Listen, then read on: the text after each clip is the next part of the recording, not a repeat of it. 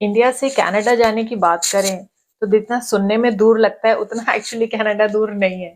Specially यदि आपने direct flight ली है तो एक बार फ्लाइट में बैठने के बाद में आप सीधा कनाडा में ही आके उतरेंगे। कनाडा में आने के लिए there are total 7 legal ways और I can say pathways to come to Canada, and I will be talking about all those pathways in this video and my forthcoming videos.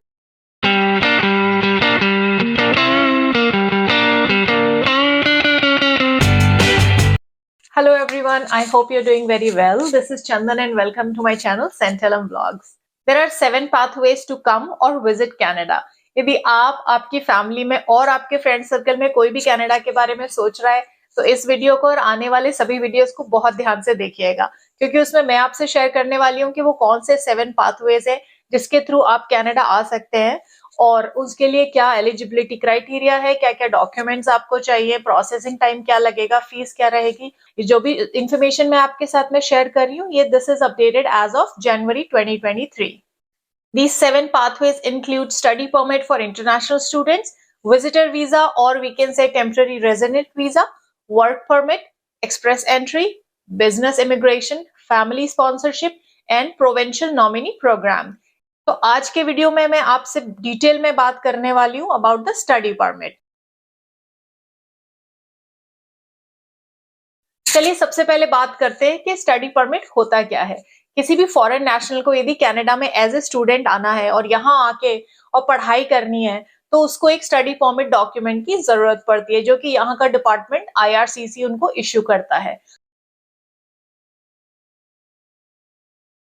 तो जब आप इंटरनेशनल स्टूडेंट बन के Canada आते हैं, आपके दिमाग में या तो ये होता है कि आप अपनी स्टडीज कंप्लीट करेंगे और यहाँ से आप कंट्री छोड़ के वापस चले जाएंगे। जो लोग यहाँ लंबे टाइम के लिए रहना चाहते हैं उनके लिए भी बहुत सारे ऑप्शंस अवेलेबल हैं। तो सभी इंटरनेशनल स्टूडेंट्स के लिए कनाडा नंबर 1 चॉइस क्यों है, उसके पीछे ये सारे रीजंस हैं। It's a very safe community as compared with any other developed nation. Canada is very rich in terms of multiculturalism. There are so many employment opportunities and you have a bright future in Canada. It's a beautiful country. There is no doubt about that. Canada is using latest technologies in many sectors. Canada has strong values and culture. All the international students love campus life in Canada.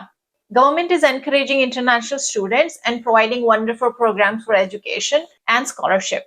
Canada is very affordable as compared with other developed nations. When you come to Canada as an international student, it also opens your path to immigrate to Canada.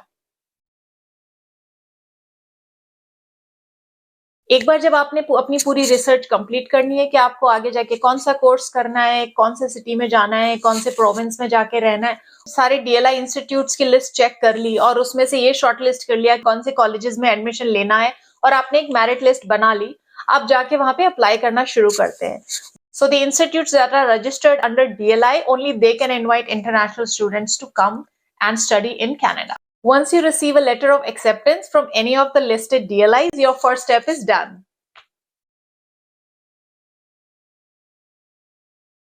Once you're done with step 1, now it's time to pick the stream. So the first one is student direct stream and the second one is regular student permit. So some of the country residents are eligible to apply via student direct stream, where the processing time is significantly shorter. It is as low as 20 calendar days. Students residing and applying from India are eligible for applying through student direct stream. एक ये बहुत अच्छी opportunity है Indian students के लिए कि यदि उनको कभी भी कनाडा आना है, they can apply through SDS. तो SDS के थ्रू अप्लाई करने के लिए आपको ये सभी डॉक्यूमेंट्स चाहिए और ये कहाँ से मिलेंगे वो भी मैं आपको बताती हूँ। So the first one is your ID proof that shows your legal status in India. Second one is acceptance letter from DLI, the institute that you have applied for. After that, proof of payment that shows that you have already paid the tuition fee for first year of study. After that, it comes to GIC for 10,000 Canadian dollars, or we can call it guaranteed investment certificate, medical examinations report, police clearance certificate, which has happened through the passport office only and not through the police station. After that, secondary and post-secondary transcript. You can get it from your college or university. Language score of 6 or higher in each skill for IELTS, or if you have appeared for TEF, your score should be 7 or higher in each skill. Other documents could be asked by IRCC on the later stage. There'll be an application fees of 150 Canadian dollars. Plus you may have to pay for the biometrics at the time you are submitting your application. एक बार आपके पास में सारे documents आ गए तो फिर आप अपनी ऑनलाइन एप्लीकेशन को सबमिट कर सकते हैं, अपना अकाउंट बना सकते हैं और उसी अकाउंट के थ्रू आप अपनी एप्लीकेशन की स्टेटस को ट्रैक भी कर सकते हैं। इन सभी डॉक्यूमेंट से रिलेटेड सारे लिंक, कहाँ पे जाके आपको एप्लीकेशन बनानी है उसका लिंक और एलिजिबिलिटी क्राइटेरिया लिंक आपको डिस्क्रिप्शन बॉक्स में दिख जाएगा। चलिए अब बात करते हैं about the second stream, that is called regular student permit. Regular study permit के लिए आपको ये सारे डॉक्यूमेंट्स चाहिए। Proof of DLI acceptance not required if family member has work permit or student permit already. Proof of identity, proof of financial support, letter of explanation why you want to study in Canada, students' responsibilities, and other documents. Some specific documents are required if you're planning to go to Quebec province for studies. In case of minor, custodian declaration. Here the application fee is 150 Canadian dollars and you may have to pay for biometrics fees if applicable at the time of application submission. Regular student permit से related भी जितने भी documents आपको चाहिए, all जो related links है वो भी आपको मिल जाएंगे डिस्क्रिप्शन बॉक्स में। जैसा कि मैंने आपको बताया था कि student permit is a kind of document that you receive and that give you an authority to come and study in Canada as a student. इसके साथ में आपको गवर्नमेंट एक विजिटर वीजा भी इशू करती है। तो जितने भी डॉक्यूमेंट्स मैंने अभी आपको बताए थे फॉर द एसडीएस स्ट्रीम, उसके साथ साथ आपको वो सभी डॉक्यूमेंट्स चाहिए जो कि विजिटर वीजा के लिए भी चाहिए होते हैं। स्टूडेंट परमिट एप्लीकेशन सबमिट हो गई, उसके बाद में आपने विजिटर वीजा से रिलेटेड सारे डॉक्यूमेंट्स फिल कर दिए और सारे फॉर्म्स भी सबमिट कर दिए। उसके बाद में आपको क्या करना है, आपको बायोमेट्रिक्स के लिए अपना एक अपॉइंटमेंट बुक करना है। एक बार आपने अपनी एप्लीकेशन सबमिट कर दी सारे रिक्वायर्ड डॉक्यूमेंट्स के साथ में, फिर उसके बाद में हो सकता है कि आपके पास में एक ईमेल आए आईआरसीसी से और वो आपको वीजा इंटरव्यू के लिए इनवाइट करें and they may ask for more document that can be submitted online और you may have to present it in person.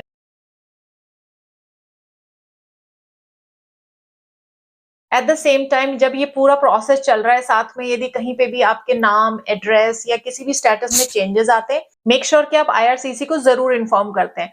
वो फॉर्म आपको कहाँ पे फिल करना है उसका भी लिंक आपको मिल जाएगा डिस्क्रिप्शन बॉक्स में।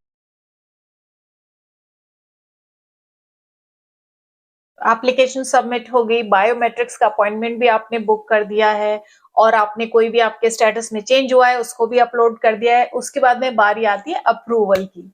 So if the government of Canada has accepted your application और आपका जो स्टडी परमिट है वो अप्रूव हो चुका है और आपको अपना पासपोर्ट विद विजिटर वीजा भी मिल चुका है। For all outside Canada applicants, you will receive letter of introduction. You will get your study permit at port of entry when you arrive in Canada. So when you land in Canada, you will meet an officer और वो आपसे मिलके ये ensure करते हैं कि आपके पास में सारे वो डॉक्यूमेंट्स हैं जो आपने अपनी एप्लीकेशन के साथ सबमिट किया था and if they see no problem they will hand you over your study permit. आपके उसी स्टडी परमिट में ये भी मेंशन होता है whether you are allowed to work in Canada और नॉट।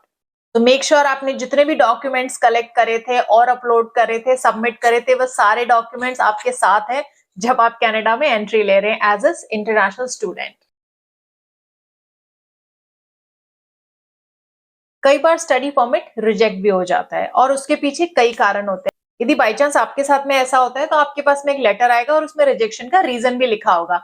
रिजेक्शन के पीछे ब्रॉडली 4 रीजंस होते हैं। पहला ये कि आप ये शो नहीं कर पा रहे हैं कि आपके पास में इनफ फंड्स है to support yourself when you are studying in Canada.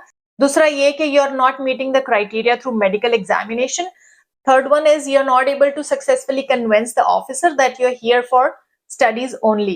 And the fourth one could be you're not able to convince the officer that once you're done with your studies, you will leave the country. जिस भी particular visa category के लिए आप apply करते हैं, make sure you meet the criterias. It's time to prepare for your arrival. एक बार आपके पास में विजिटर वीजा आ गया है तो आप कनाडा कभी भी ट्रैवल कर सकते हैं। आपका कोर्स का जो स्टार्ट डेट है उससे आप थोड़ा जल्दी भी आ सकते हैं, but you can not work until your course actually starts.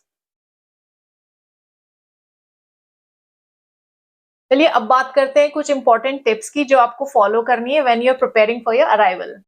You may have to present COVID-19 test report, check Canadian travel advisory sites if you're traveling from certain countries.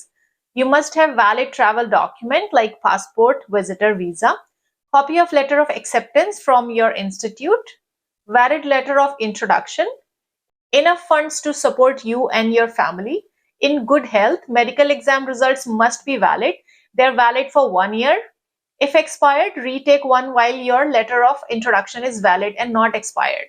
No criminal or immigration related convictions. Documents to show your ties to your home country, and you will leave Canada once permit expires.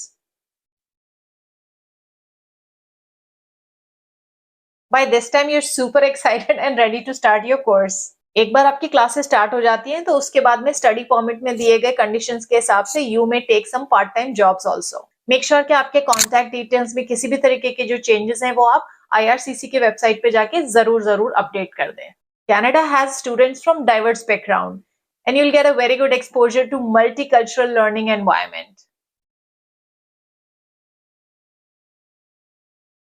अपनी खट्टी मीठी यादों के साथ जब आप अपना course complete कर रहे हैं, आपके कोर्स के कंप्लीशन के बाद में you will get about 90 days time to leave the country. आपके 90 डेज तब स्टार्ट हो जाते हैं जब आपका इंस्टीट्यूट आपको इन तीनों में से कोई भी एक डॉक्यूमेंट इश्यू कर देता है, including completion letter, transcript, degree और डिप्लोमा. अब जब कोर्स कंप्लीट हो गया है, आपके पास में आपकी डिग्री आ गई है, आपके पास में अपना सर्टिफिकेट आ गया है, उसके बाद में आपके पास में आते हैं फिर से 3 option. So the first option is you choose to leave. If you choose to leave, just pack your bags and leave within 90 days after course completion. Second option is to work temporarily. You can apply for post-graduation work permit, which is also called as PGWP. Graduates of certain DLIs are eligible for this work permit. So if the program length is less than 8 months, you will not get PGWP.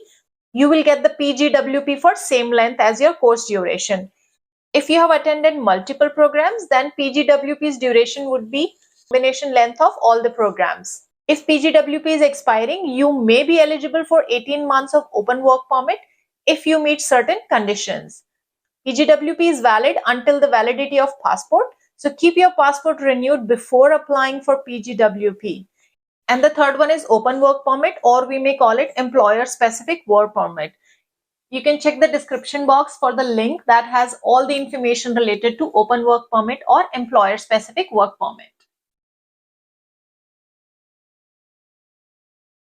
अब बात करते हैं future prospects की. Most students come to Canada as an international student from different countries. Once they complete their courses in Canada, they can earn Canadian work experience and make their profile very strong for the PR visa. As an international student आपकी journey यहाँ पे खत्म होती है यदि आप अपना course खत्म होने के बाद में इस कंट्री को छोड़ के चले जाते हैं. मगर यदि आप यहीं रुकते हैं और यदि आप ये डिसाइड करते हैं कि मुझे आगे PR वीजा के लिए अप्लाई करना है या फिर मुझे यहीं पे परमानेंटली सेटल होना है, then there are so many different options to explore.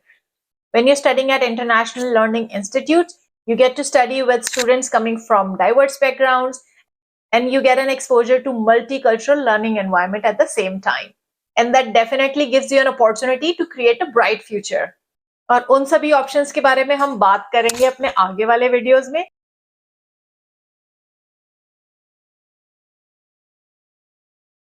It's all over the news and many people fall in those perfect looking traps unknowingly. Let's be realistic and remember the golden rule here. यदि सब कुछ बहुत ही perfect and sweet लग रहा है, इसका मतलब कहीं ना कहीं जरूर कुछ गड़बड़ है. Check the institute's website and find their contact details. Whenever in doubt, ask a question. You can send an email to the institute directly and ask as many relevant questions as you want, especially before making any money-related transactions. यदि आपका अच्छा network है तो please उसको use करिए, नहीं है तो आप लिंक्डइन पे जाके and you can look for alumni of the respective institute, try to connect with them and ask about their experiences. This will help you take a wise decision for long run. It's life and things happen. सोचते कुछ है और होता कुछ और ही है. We all wish for the best and try to work around our plan. But कभी-कभी हमारी ट्रेन जो है वो ट्रैक से उतर जाती है. In those kind of situations, let's be realistic and have our plan be ready. So friends, be smart and realistic when you're planning to fly half of the world for your big move. तो आपको आज का video कैसा लगा? और इसमें मैंने कोशिश करी कि मैं मैक्सिमम चीजों के बारे में आपको बता सकूं, but by any chance if you have more questions आप उसको कमेंट सेक्शन में लिख सकते हैं and I will try to answer them as much as possible. तो जैसे कि मैंने आपको पहले भी मेंशन किया था, यदि आप खुद, आपकी फैमिली में या आपके फ्रेंड सर्कल में कोई भी कनाडा के बारे में सोच रहा है तो उनको इस चैनल को सब्सक्राइब करने के लिए जरूर बताइएगा, क्योंकि आने वाले वीडियोस में आपको मैं और भी डिफरेंट कैटेगरीज ऑफ वीजा के बारे में बताने वाली हूँ। तो मैं जल्दी आपसे मिलूंगी with all the information on visitor visa category. तब तक के लिए take good care of yourself. Bye bye.